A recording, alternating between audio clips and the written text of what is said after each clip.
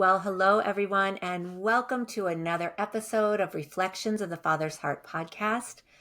I have a special guest today. This is a dear friend of mine, somebody that I feel like I've really gotten to know over the last year, and we've become really close. There's been so much synergy between us, and I feel like God has really put us together for some special purposes. And I felt very led to have her on. She's done some amazing things. Her name is Lisa Cynkin-Hardy, and she is the founder, the owner. It's called the Lighthouse, a place of refuge. It's a nonprofit. We're going to get into what her nonprofit does, how she helps people. We will definitely get into all of those things. But first of all, Lisa, welcome. Thank you so much for Thank being you. here. Thank you for having me, Sandy. It's an honor to do this. I'm so excited. And, I have to say, Lisa, one of the things that I've always appreciated about you is where you come from. Some of the history in with your family and where you come from, because I've actually learned a lot from you. Hmm. So do you share just a little bit about how you grew up? I knew there were some challenges. Yeah. I knew there were some things that were hard, but So just a little. my family, my dad's family's from East Flatbush in Brooklyn. My mother's family is from upstate in the Catskills in upstate New York. My entire family is Jewish. I'm a Messianic Jew. I didn't know about Jesus growing up and do now. I think when we had our DNA tested, we were found to be 99.8% Ashkenazi Jews. So everybody all the way back is Ashkenazi. Sephardic Jews are darker. They're from a different part of the world, and Ashkenazi Jews are Northern European Jews. We thought we were Russian. We found out recently my whole family is from Belarus on one side, and Poland and Lithuania on the other side, and some other things sprinkled in there. My grandparents had a resort in the Catskill Mountains for 70 years, where they, at the time, it was started in 1904 by my great grandfather. And during the war, they didn't want Jews, or there were signs all over the mountains that said no dogs or no Jews. So my grandparents actually opened up a resort called the Greenwood Inn. And it's very similar to the movie Dirty Dancing, if anyone's ever seen that. There were bungalows on the property and cottages and guest houses and a main house. And my father and mother met because he was the lifeguard at the resort. He would go up in the summers, and she was one of the camp counselors. They actually had a camp for kids during the summer there.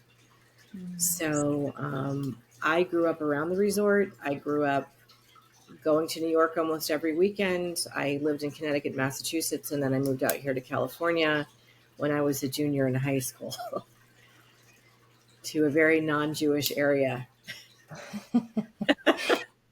Well, tell me, because I know too, one of the things that you had talked about, growing up Jewish was also some of the bullying that you experienced Oh, yeah. when you were younger. But so my brother and I both were bullied. Even though we lived, there's a lot of Jewish people in New York. My father was an engineer.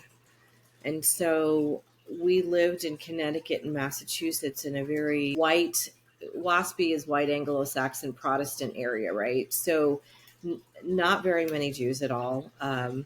People didn't really understand a whole lot about who we were because they had never been exposed to it. I think in Connecticut it was mostly Roman Catholic, and in Massachusetts it was just most people were just not Jewish. They were Catholic, or a lot of Italian families and Irish families where I was. And we were bullied a lot. When I was in elementary school, there was a kid that every day I got off the bus, because we had school buses back then, he would push me and knock my books out of my hands. My brother used to get beat up all the time. And just because, looking back now, it's because of fear, but it was a reason to bully us. So my brother decided to kind of take the stance that he didn't want anybody to know he was Jewish. And for a long time, I did too. And I wouldn't wear, and I'm wearing a Jewish star right now, or a couple of them.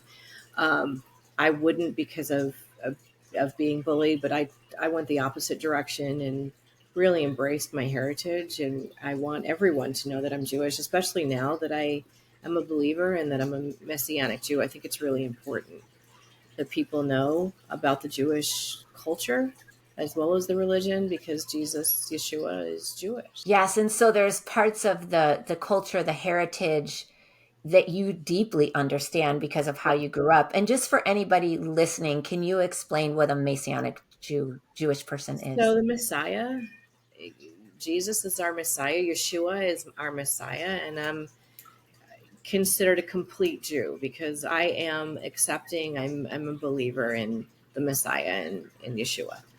Um, I actually go to a Messianic congregation for the High Holy Days, where they teach out of the Torah, from a biblically Christian perspective, Judeo-Christian perspective, but they do teach out of the Torah.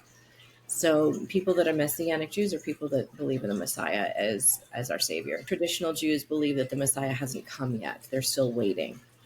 Even though he was described in Isaiah 53, and it's a foreshadowing and looking forward, they don't believe the Messiah has come yet. Yeah, thank you for that. Thank you. I appreciate that because I just think for some people listening, they might not know, and I think there's an important differentiation. And I think that's one of the reasons why I love the Bible and I love the history and I love the scriptures, but because of the way that you grew up, the culture, the way that you've studied it, you have an understanding of things that goes so deep. The roots go so deep. So I think that is just so awesome. Well, I feel like until the last, I almost want to say decade, or maybe a little bit before that, um, it was only the New Testament that was taught in most churches. I feel that's how I feel. That's what I was exposed to. I think it's only the last 10 or 15 years I've really seen people, pastors, teaching from Genesis to Revelation and teaching the Judeo-Christian. John Hagee is somebody that does that too. I am also part of the International Fellowship of Christians and Jews. Um, I also believe that you can't have one without the other, even though traditionally it was just the New Testament that was kind of taught. And I know in Catholicism it's focuses mainly on the Missalette in the New Testament. So I always feel like it's the 2/3 looking forward and the 1/3 looking back, right? One is the Old Testament, the New Testament concealed, and the New Testament is the Old Testament revealed. So I don't see how you can have one without the other. But yeah, I feel like I have more of an understanding because there's reference to Yeshua, to Jesus in the Old Testament that a lot of people don't see. Completely. As a matter of fact, it's so funny as we're talking, because we are going to definitely talk about just some of the things that you've done that I think are really cool. And we're going to talk about the nonprofit. But I feel like I want to have you back on and we can really take a deep dive into that because I would love to. Yeah, I would love that. I think that would be amazing. But I did want to also kind of talking a bit just about you and about your journey and just where you are today. I think one of the other things that I really appreciate about Lisa is she does powerlifting and she's been in that's one of the things that we connected over was our fitness journeys. And I feel like even now, Lisa, as a believer, you really walk in inspiration. Thank you. So can you share what you're training for right now? Training for the Olympia right now. I started, gosh, 1987 was the first time I did a bodybuilding competition. It might have been 1985 when I was in college. I started bodybuilding. My dad was a bodybuilder, and I used to see muscle and fitness magazines in the garage. But I started training for bodybuilding. I think it was 1985. Did my first show, was bodybuilding. Didn't want to use steroids. Didn't want to use anything to enhance anything. Turned professional. I started arm wrestling in 1990. Had to make a decision because you have to power lift to arm wrestle. So I turned pro arm wrestling in 1990. Arm wrestled for several years, and then I started powerlifting. And then in 1996, I had a son. I was actually working out powerlifting all the way up until about 5 days before I had him, and had him in an hour. I went back to the gym within 2 or 3 weeks. So now that he is in college, and he played basketball for 2 different teams, sometimes 3. And I was always, I was the team mom, and I was sitting in the gym all the time. And now I decided when I turned 58, right, 57, that it was my time to go back and start doing what I love to do and start taking care of myself. Also because I had been diagnosed with Epstein-Barr, and I was trying to get back on a health journey. So I am now powerlifting. I strict curl, which is a very difficult lift. I'm going to be 60 in January. I'm competing in the Olympia in October, which is crazy, in the strict curl. And we'll see how I do. But I didn't compete in the Olympia when I was younger, and it's crazy to be in my postmenopausal state and competing in Las Vegas in the Olympia. But that's what I'm going to be doing. I just think that's awesome. We were just chatting a bit before we came on and recorded. And one of the things that I always say is, we're called to love the Lord our God with all of our heart, soul, mind, and strength. And a lot of times the one that I think can be missed is strength. This idea that we should take care of ourselves. It doesn't mean we all have to go do powerlifting competitions, but it does mean that there is something to be said in investing in our rest and our health, because strength has to do with our talents, but it also has to do even with our physical body. And so Right. I think it's really inspiring that you're, the age that you are doing what you're doing. And I think there's an inspiration in that, because I think a lot of times for people, we can think, oh, we turn a certain age, it's all supposed to slow down. And I feel like a lot of times the Lord will say, like, your latter days, like your former days are going to be, are going to be better. Like your days ahead are going to be better than the days behind, I guess is what I'm trying to say. And I think we can miss that. So I love that you're doing that. I think it's really inspiring. Thank you. I think when I realized I had Epstein-Barr, it was something, and I don't know if people know what it is. It's chronic fatigue syndrome. It's an autoimmune issue. And I think it was just from being worn out. I was running in a nonprofit and working as a school teacher and doing a million things and being a mom and a wife. And I think if we don't take care of ourselves, and I had always taken care of myself, we don't take care of ourselves, things can sneak up on us. And the most important thing, especially for women and men our age, is to move. You have to move. You have to keep your hips mobile. You need muscle mass. Statistically, we lose, if we don't use our muscles, we lose, I think, 10% muscle mass every year, which is terrible. And people end up sedentary or fall over and break a hip, or, get pneumonia because they've had another injury and they're laying in bed. And it's really important to get up and move. With my Instagram channel, I'm trying to inspire people that are 50 and over, women and men, to move. If you want to power lift, great. If you want to, I need a goal. That's why I keep trying to find competitions. But you have to move. You have to get up off the couch. When I turned 50, my 50th birthday, we went and did a Spartan race for the same reason. And the people that started the Spartan races started them so people would just get up off the couch and move. And then you always have these elite athletes that try to do it for time, but it's really about moving.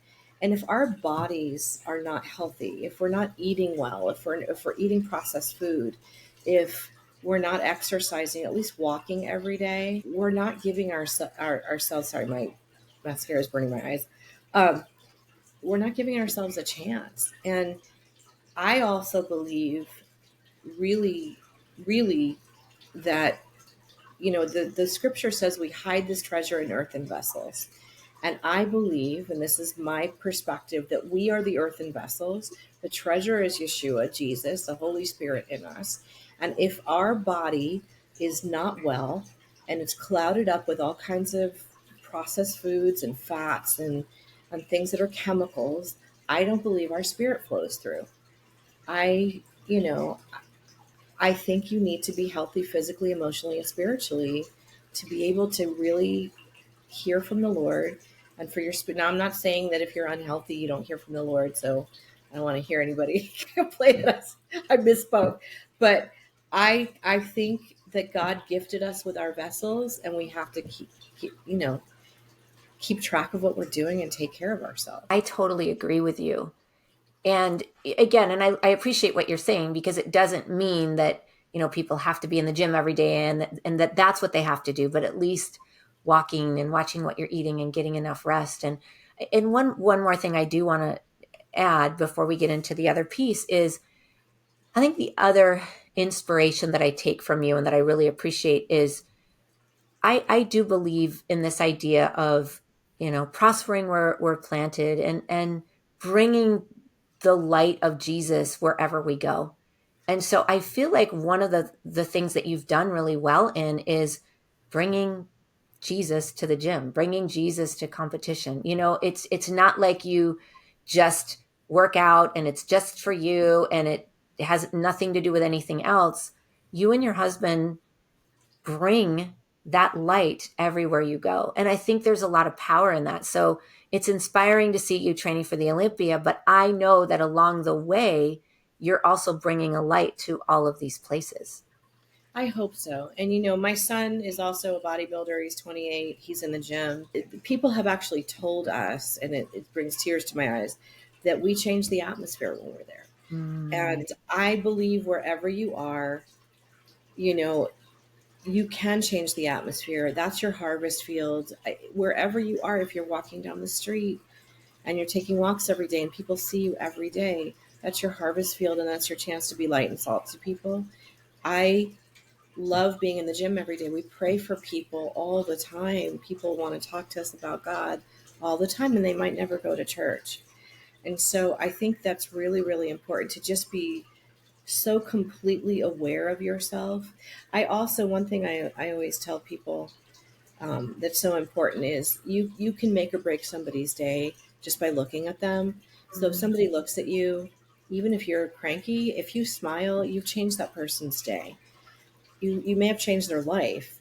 You don't know what's going on in somebody else's life. So I think it's really important to kind of embody Jesus, go to wherever you're going, go to the gym, and go there not just to train, but as your mission being to be salt and light to everybody that's around you.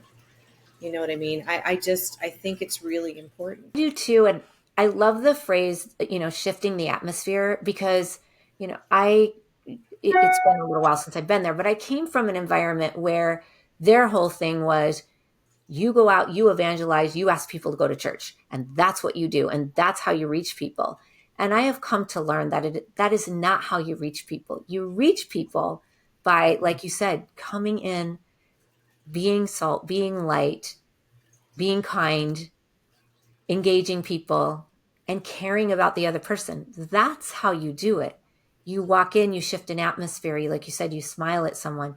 It isn't about, it has to look like this and pull somebody into a church environment. It's just meeting people where they are and having that heart space that people are drawn to and want to connect with. So I think that's really Well, awesome. and looking, thank you. Um, it's humbling hearing you say that. And, you know, but I also look to, if you look to the Old Testament and the tabernacle and the Holy of Holies, and when Jesus died on the cross, the badger skin ripped from top to bottom so that we could come into the Holy of Holies. So if we're coming into the Holy of Holies, then we're the tabernacle now, right? So we're bringing that to people, like I said, that will never go to a church. We are the church now. And if the Lord said where two or more are gathered, he's there with us. If my husband and I and my son are there and we're with people, then the Lord's there. I really believe that. Um, and we've reaped both the good, as you know, the good and the bad from that. There have been people that have had issues with that. But I mean, I just, it's so important to me.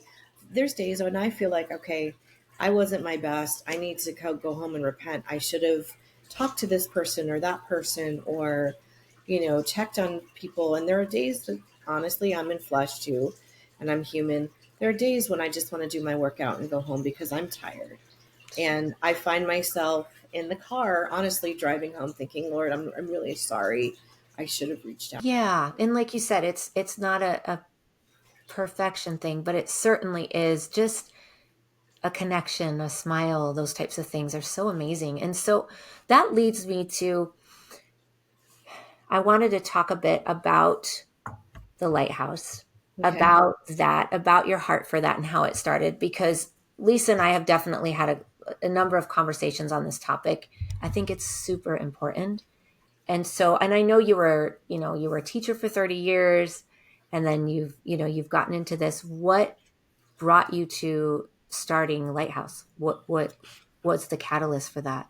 So my husband and I, my background's in law enforcement. Before I started teaching, I got a degree in law enforcement, criminology with an emphasis in law enforcement. And I'll kind of give you some background because I don't even know if I've talked to you about this. Um, I started testing for the police department, and at the time I was living in Glendora, California, and that's one of my friends was murdered. He was on something called the LA Impact Team. He was working for Glendora Police Department, and he was murdered. His position came open at the police department, and I started testing, and I couldn't do it. I went to the range. It was not long after he had gotten killed, and I couldn't handle the gunfire and stuff around me at the range. I was physically, because I had been working out, I was physically more than qualified, but I couldn't handle the gunfire around the range. So I kind of started looking for other avenues, and I started working at juvenile facilities. I taught in juvenile court school. My husband and I actually met at a facility where he was a counselor and I was teaching. And I realized as I was working in all of these places, these kids that were in these facilities, they were called group homes back then with non-public schools. They're called STRTPs now, short-term residential treatment programs. And they all had non-public schools. So there was a lot of need for teachers there. But I realized these kids that we were working around were not getting out of the system. They were part of the Department of Mental Health or probation or foster care. And they put these kids, whether they were from the Department of Mental Health or probation or foster care, they were all in the same facility together. And so we were seeing kids that came in through the foster care system going to prison, getting incarcerated. Saw kids coming in from DMH, Department of Mental Health, same thing, becoming incarcerated. We were seeing that these kids were timing out at 18. At that time, it was 18, and they were becoming homeless or dying. So we really started praying about it. I was literally, like I said, my son played basketball. I was sitting at a basketball practice on the floor by the bleachers one morning, and the Lord put Proverbs 14:26 on my spirit, which is, in the fear of the Lord is strong confidence, and his children shall have a place of refuge. So in the fear of the Lord, in the reverence of the Lord is confidence, and his children will be housed. And I thought, okay, what do you want me to do with that? that was that was a lot. So my husband and I went on a fast that we thought was a 3-day fast, and then it was a 5-day fast, and then it was a 7-day fast. We ended up being on a 55-day fast, a Daniel fast, and the Lord just downloaded this whole business plan. And we wanted, right now in LA County, timed out foster youth are the highest growing homeless population in LA County. So we wanted to try and figure out a way, and we're still trying, to stop this from happening. And we didn't see anybody else doing it. And one of the kids that we had in the facility we're in, he ended up coming back into our lives later, live with us. And so we really focused on him and his journey, because he was a Crip. He was a Grape Street Crip.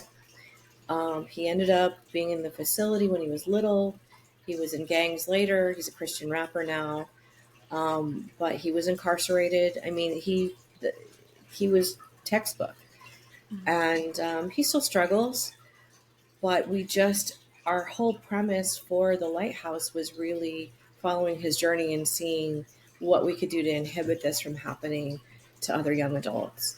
So the age group that we're really focused on now, that the funding has changed a little bit. They get some funding until they're 21, but the age group we're focusing on now is from 18 to 24, sometimes 26, depending on what they need. I know we were talking about what happens when children age out of like foster care, when they age out, when they turn 18. And I get that, maybe now they get a little bit of funding till 21. But statistically, what happens to them when they do age out? Because it's a huge problem. So first of all, they're not just aging out in their chronologically, right? So, and we discussed this a lot of times. I'm sorry, my grandfather clock is going off in the background. So my perspective, I'm not going to call it factual, I'm going to call it my perspective from a spiritual perspective, is wherever they were traumatized, they're kind of stuck in that age, spiritually, chronologically. So it's really important to understand that they are heartbroken if they end up being in the foster care system or in the or in probation or both if they're dual, and they don't get adopted or they don't have a really good foster family. Then they're dealing with not just their trauma, but abandonment issues because nobody wanted them. They're dealing with all of that. A lot of times, believe it or not, and I brought this up to people that are in authoritative positions at these STRTPs, at these group homes. So if they can't find a foster family for the kids, they put them in these group homes. They're normally a 6-bed group home. Sometimes they're a bigger facility. Most of those larger facilities have closed. There's only a couple in Los Angeles County right now that we really work with. But a lot of the girls are getting trafficked out of the facilities. There'll be a young woman that comes in and her boyfriend is a pimp.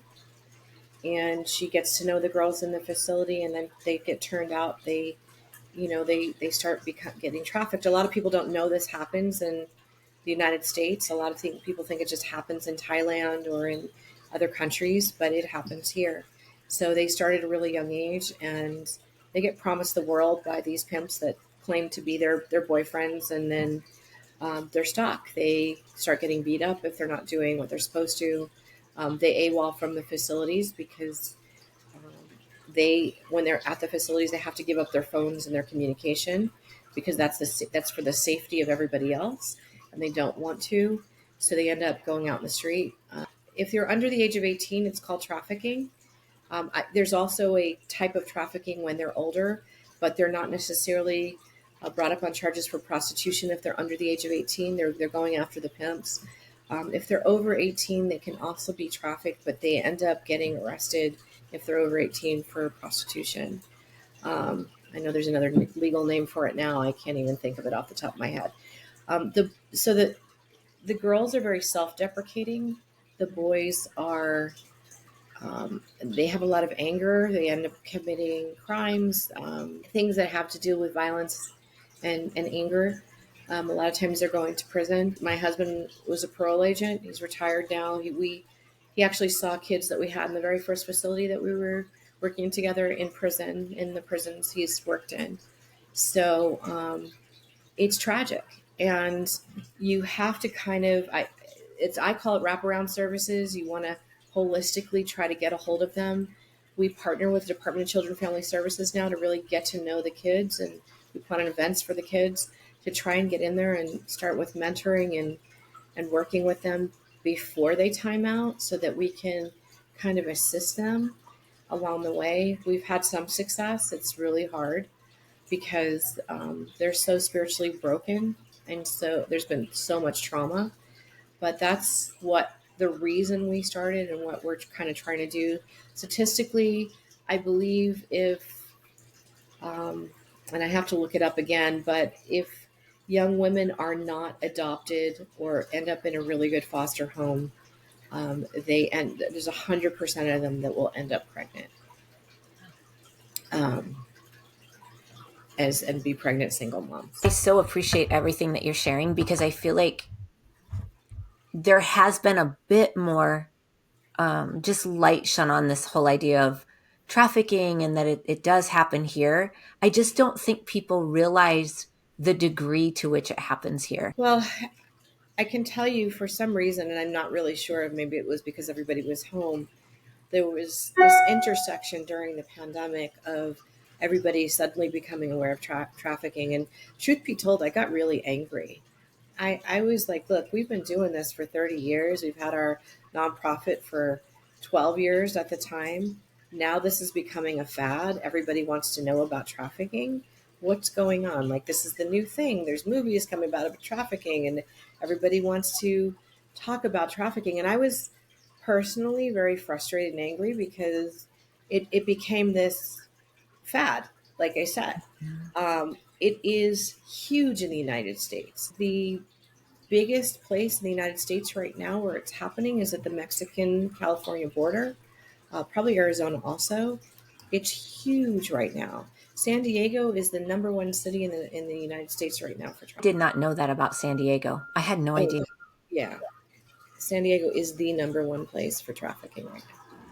Which Wow. is why, and I'm not going to get into politics, which is why everybody is so concerned about securing the border. And I'll tell you kind of a gruesome story, which I haven't told you either. One of my students, her mom worked with another mother at her job, and they all went to wherever they go for spring break in Mexico, Rosarito, Tijuana, wherever they were. And there were three girls. Three of the girls were sitting together at a bar, and one of them got up to go to the bathroom. This was several years ago. It was not even what's going on now. And she never came back. And they looked for her, and they couldn't find her. And they alerted the authorities, and they had to leave and come back to LA. And so when they were driving to the checkpoint, there's a checkpoint at the California Mexico border. They looked over and they saw her in the backseat of the car, all made up. And they alerted the border patrol and told them, that's her, that's her. They pulled the car over, and you may have to cut this out of this Okay. podcast. I don't know.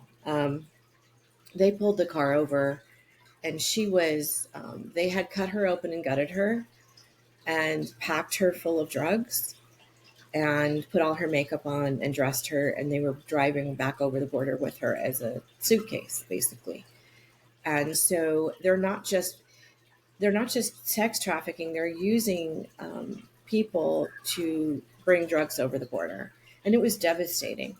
The other thing is the reason trafficking has far surpassed drug sales and every other major crime is you can reuse young women. They can be used and sold over and over and over and over again. And you sell drugs, you sell them once. You break into a store, you break into it, or however many. But you can only whatever you buy from the or steal from the store, you sell it once. People are being used over and over and over again and sold over and over and over again. So it's very lucrative in a disgusting way. It's very lucrative, but that's why it's just it's the number one crime right now. Growing up in what I grew up in, I also know that there is a whole dark underworld, and that a lot of this stuff is used in a lot of different ways, like you said, making money, used for a lot of other really dark things.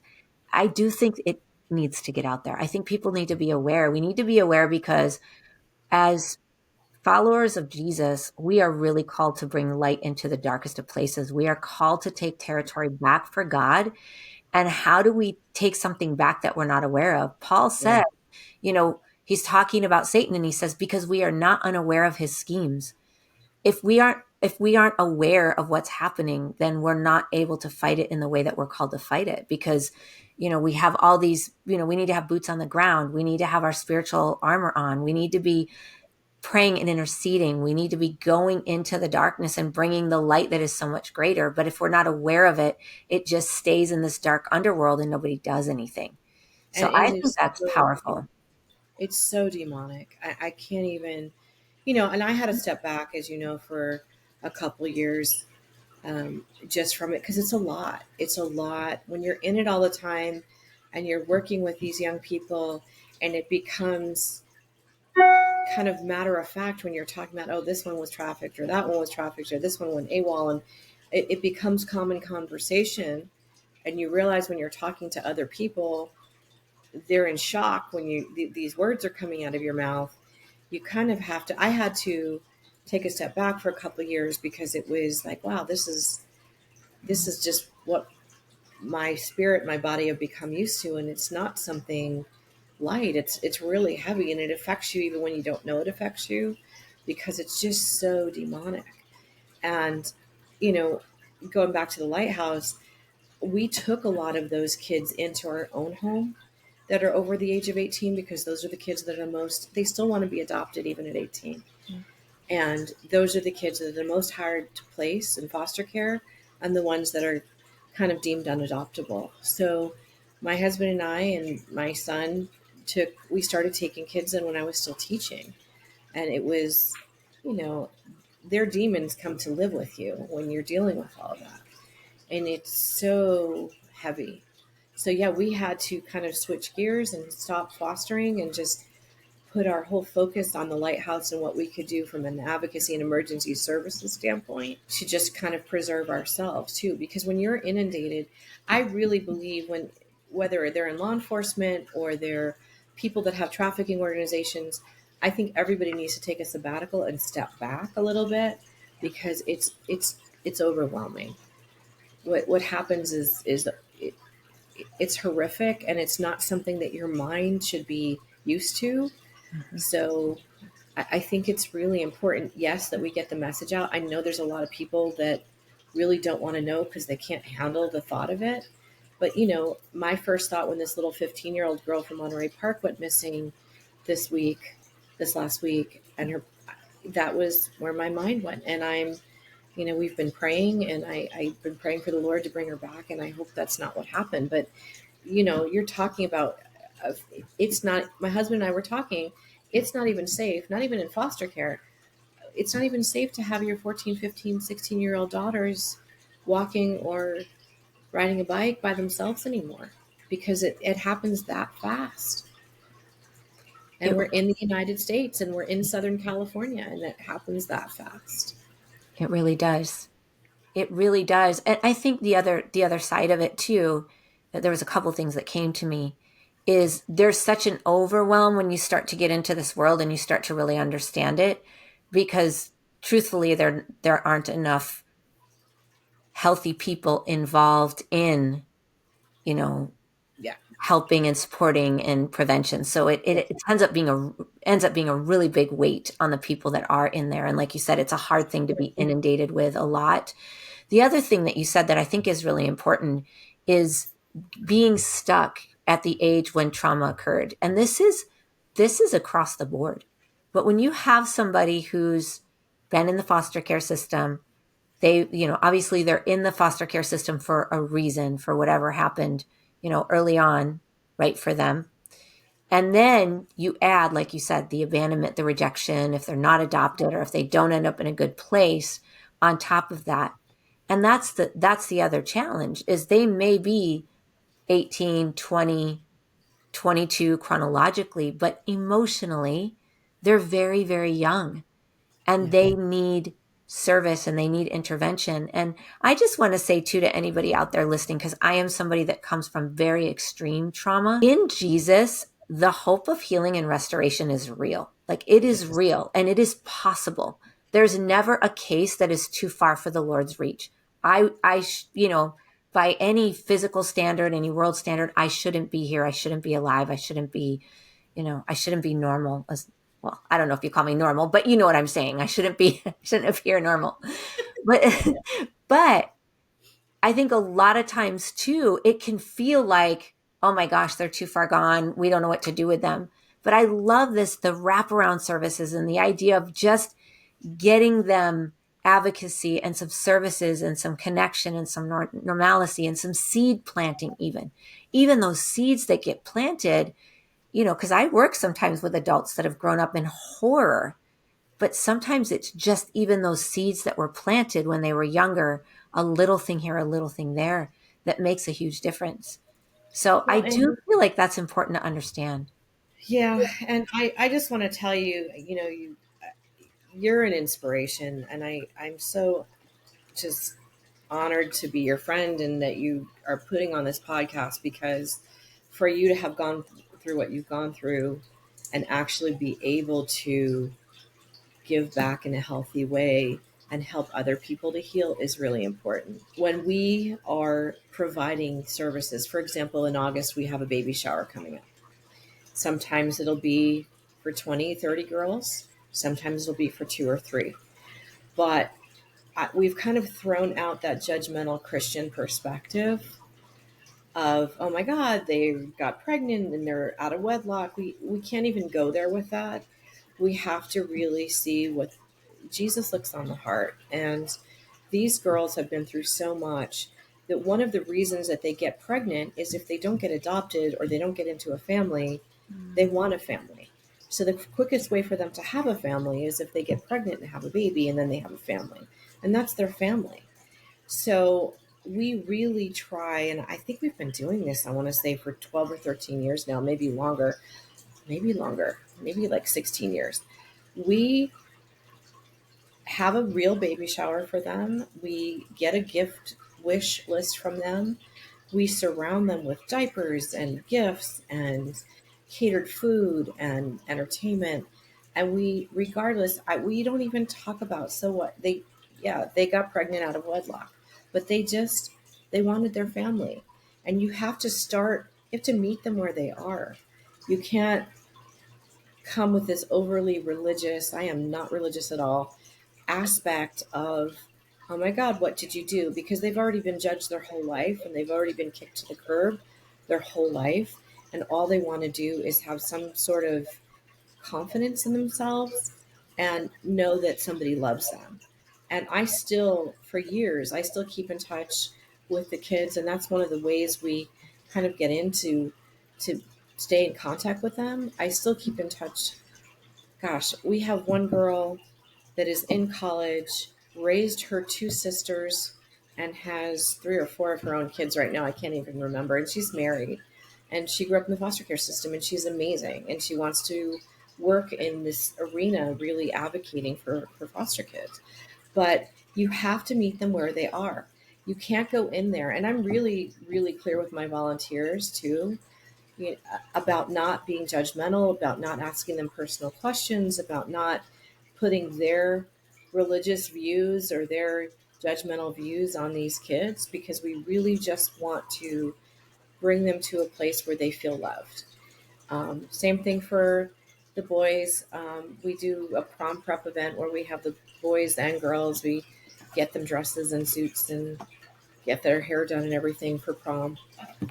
We haven't obviously been able to do that the last couple of years because of the pandemic, but we just want to, as simple as it seems, just give them an avenue to feel love, to feel like they matter, to feel like they can walk in a room and they're having a baby shower just like anybody else would have a baby shower.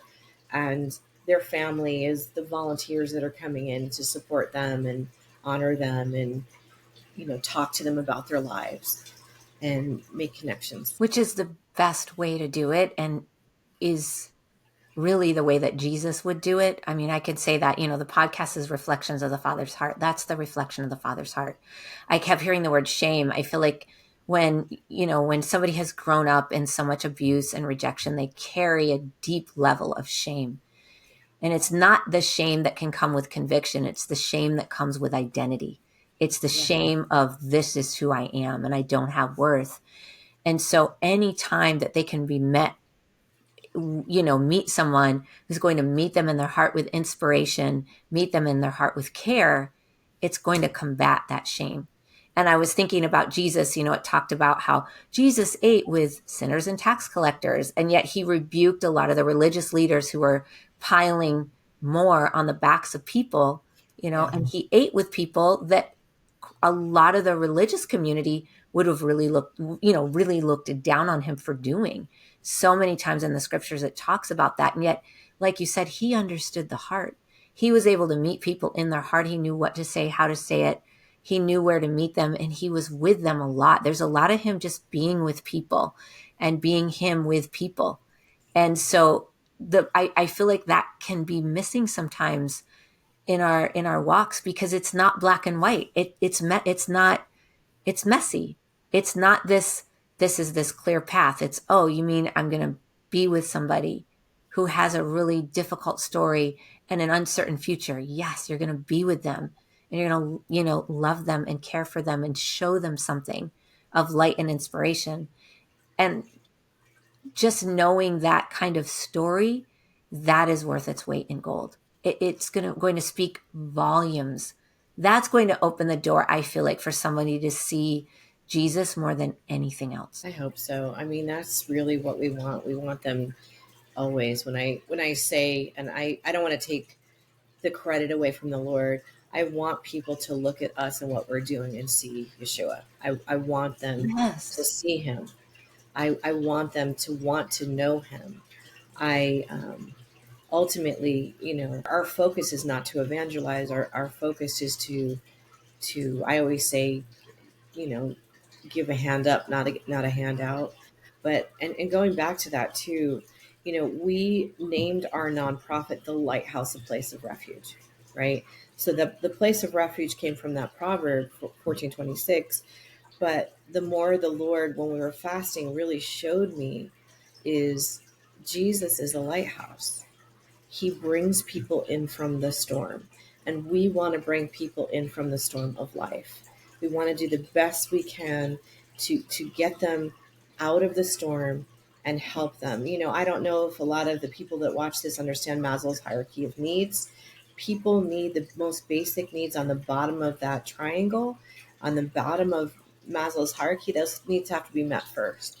Food and shelter has to come first. You don't have food and shelter, you can't go up that hierarchy, and you can't be successful. You just, when these youth become homeless, they're even farther behind, because then we have to figure out how to help them get food and shelter, and then start over again with trying to help them process everything that's happened to them, and then move on and try to, help them to learn transferable skills and have a career and have a purpose in their life. Because I believe that God created every single one of us with a purpose, but they can't even think about their purpose until they have their basic needs. So it's so true. You really can't. I mean, it was interesting because as you were talking, there were, one of the things that came to mind was even when Jesus fed, the 5,000, or Jesus had fed the 4,000, and here he is, the bread of life, right? With these, a loaf or two loaves of bread, and he feeds multitudes. But what's so interesting to me about that experience is the people were so hungry, and he fed them because he didn't want them to go away hungry. He said they won't even make it back because Right, they'll faint from hunger. right. Right. And then the Bible talks about one of the things that we're mandated to do is care for what? Widows and orphans. And so there is in essence, like I get what you're saying. It's not evangelistic, but in a way it is. It's just in a totally different way. It's just like, I care about your needs, and I want you to have these basic needs met. And I want you to know that you're special, and you're honored, and you're cared for and connected with. And we want you to have food, and we want you to have shelter. And then we want you to have, like you said, healing. And we want you to have these things because you matter. And that is part of the gospel. Like, that is part of That that what we're to is do. that is true evangelism. I just don't think people really see it from that perspective. I hear you. So, Jesus wasn't religious. He just wanted to love people and feed people and help people. Yeah. And we really, that's all really we want to do. We want to find these young adults, these former foster youth. A lot of times we work with the homeless that aren't homeless veterans also, but we want to find these people and just give them what they need. Because I just don't think there's enough of it. I totally agree. And I think this is the other reason I wanted to have you on the podcast also, is because I wanted people to know, and to, know what you do, know what's really going on out there. Because I think there are people, like you said, that can hear the stories and it can feel really overwhelming. But then there are people that might not realize what's happening and want to participate or want to help and support. So I'll definitely make sure that there are ways for people to connect with you. But how do people connect with you? What would be a way? We have a website, we have an Instagram, and you can put it up. I don't know how that works with the podcast because I'm not real techie. We have email newsletters that go out. We need volunteers to help at the events that we do. We need funding. One of our asks was a motorhome so we could have a mobile office, and we just got blessed with that, which is absolutely amazing. So I'll be able to take the motorhome out because not everybody has a vehicle or can get to us.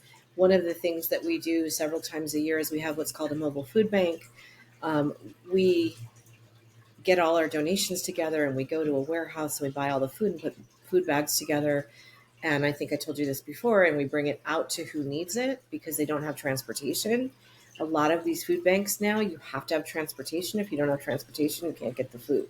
So the people that are the most food insufficient and the poorest can't get the food if someone doesn't bring it. So it's amazing to have the volunteers come with cars and go out. We do it during the holidays, during Thanksgiving, during Christmas. We bring gifts to all the foster kids. So we definitely need volunteers. We always need volunteers. We need volunteers to do social media. We need volunteers. We are, and I don't know if I said this, most nonprofit organizations, about 90% of their donations go to administrative costs. There's my cat in the background. Awesome. All of the funding that comes in goes straight to the needs. We don't take a salary. Our volunteers everything is voluntary. Our volunteers don't take a salary. Our board doesn't take a salary. So all of the money that comes in goes straight to where the need is. So if somebody got a call last week, somebody needed an apartment, if we're able to help with rental relief, we do. If we need to get gift cards for food, we do. So, there's a variety of ways that volunteers can help, but we definitely need donations, gift cards from grocery stores, and just help with our events in general. And what is your website? I'll definitely put it up, but what is the web address? It's the Lighthouse a place of refuge.org. Perfect. And I know I've been asked by some of our people that have been helping us to shorten it, and I won't, because I need to have the Jesus part and the lighthouse in there and that proverb in there, and hopefully they'll remember it because it's longer. But it's the Lighthouse, all one word, a place of refuge. Well, I'll make sure that it's also tagged in the description.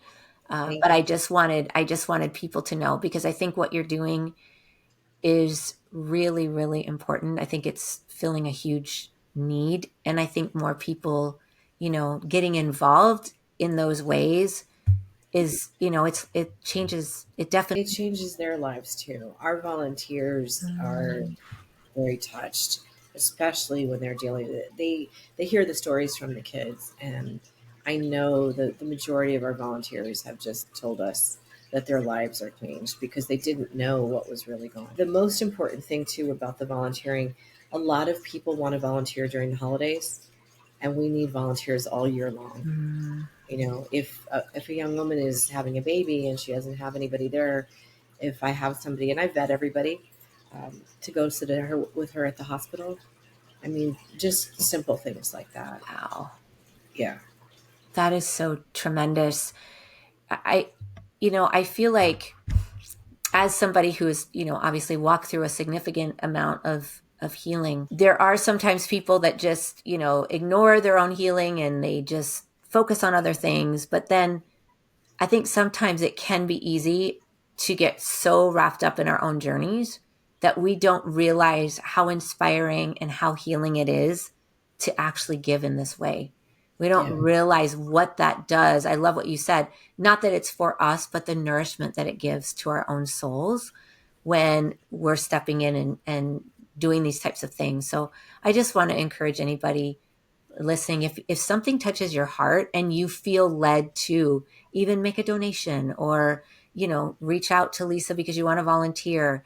If something hits your heart, that's the nudge.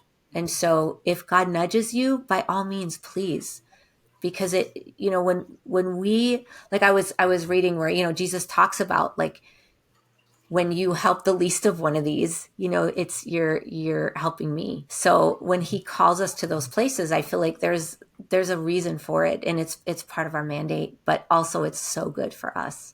Yeah. And it's so needed. It's just so needed. It really really is. People just don't, it's so needed. There's so many kids out there that just, a lot of people are complaining about the homelessness in California right now. And I don't know if people stop to look, but a lot of these people in the homeless encampments, they're not that old. They're in their 20s and 30s. And I guarantee a lot of them have either been on probation, in prison, or in foster care. And They now they don't shouldn't have be. a place to go. No. And just, I know we have to wrap up, but the other thing is people keep saying, oh, well, they're on drugs. If I was living in the street, I would probably be on drugs too, because they're numbing themselves so they can just deal with what's going on. Pray that people wouldn't be so quick to judge what they see until they really understand. Yes, they're high, but they're also now, because of the fentanyl, they're also, because of the border, they're dying, and they're young. They're under 30, a lot of them. And they're not doing it because they want to do it because they're having so much fun doing drugs and being homeless. They're doing the drugs to survive and not feel the pain that they're in. As we close up, because I really want to camp on that for just a moment before we close, because what you said is so profound. I feel like one of the messages that I see, whether it's social media or movies, there's this idea that if somebody's in addiction, it's because they're just selfish and they just want to take from people, and they're using because they're just about themselves. And most of the time when people are using, they're definitely medicating. You know this. I used meth for 3.5 years straight. And I used a lot of stuff before that, but when I hit meth, it became an everyday thing. And I was somebody that, I worked during that time, so I could afford my habit. I will tell you, it was anything but comfortable. It was anything but just fun and party all the time. It was what I was using to get through the day. I had so much emotional pain, so much rejection and abandonment. That's what I was doing. And I feel like one of the things that's missing is people understanding that even when people stop using, and that's a great thing, it's miraculous, they still need a lot of heart intervention, a lot of, spiritual intervention, because they're stopping isn't healing. And I think our whole view of people using needs to shift. So I just want to say I appreciate you bringing that up, because I think a lot of people view it the wrong way. Yeah. So thank you. But they don't put themselves in their position. They just see it as a bother and they want them to go away. Yes. Yeah. We've gotten so accustomed to stepping over people laying on the sidewalk, and those are human beings. And we need to look and see if those people are okay, if they're breathing, and stop being so frustrated with the fact that it's happening and start looking at them as human beings. Yes. And what you're doing is bringing a solution versus this tough. Well, you are. I mean, you are. I'm sure it feels like trying because it's so overwhelming and you can't get to everybody, and you hear so many stories and so much comes in, but you've definitely touched a lot of lives. So Thank you. So thank you so much. Thank you for being here. I'm definitely going to have ways for you to connect with Lisa and, support what she's doing. And so I will make sure that all your contact info is there. So thank you, Lisa. It was an honor. Thank you so much.